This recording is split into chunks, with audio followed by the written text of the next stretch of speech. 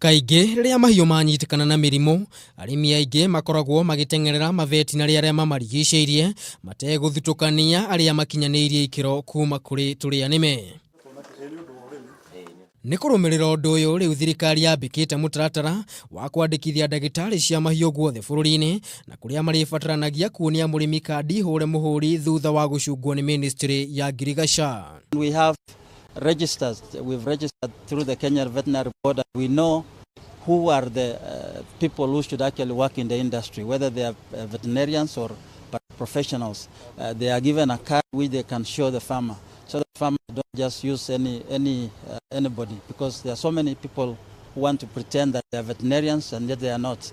And actually this has caused a lot of issues because it has led to antibiotic resistance, which you know is very antimicrobial resistance, which is really key for us. Mutafariri wa mihango ministry-ini ya urimi Andrew Timul augite ũndũ ũyũ nĩ ũkũrehe ũtheru thĩinĩ wa rũhonge rũrũ na rũrĩa rũkoretwo rwĩna mageca kwa ihinda iraya. The Kenya Veterinary Association is working very closely with the Kenya Veterinary Board and the county governments to see that the profession is actually well regulated. In fact, as we are talking, we have created what we call the Veterinary Medicines Directorate, which is looking at the importation, distribution and use of these products. Timuru ningĩ nĩaugĩte no marĩthaganagia njĩra cia gũtigĩrĩra kwĩna ũbacĩrĩri harĩ mũhũthĩrĩre wa ndawa cia mahiũ kũringana na ithimi na maũgĩ marĩa mabatarainie.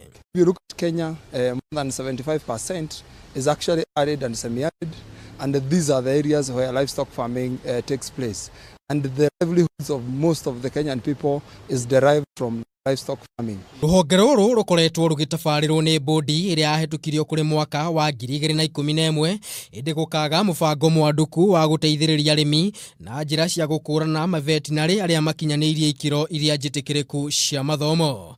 Ngiribotera Kameme TV, rĩtwa rĩakwa nĩ Maina wa Mwangi.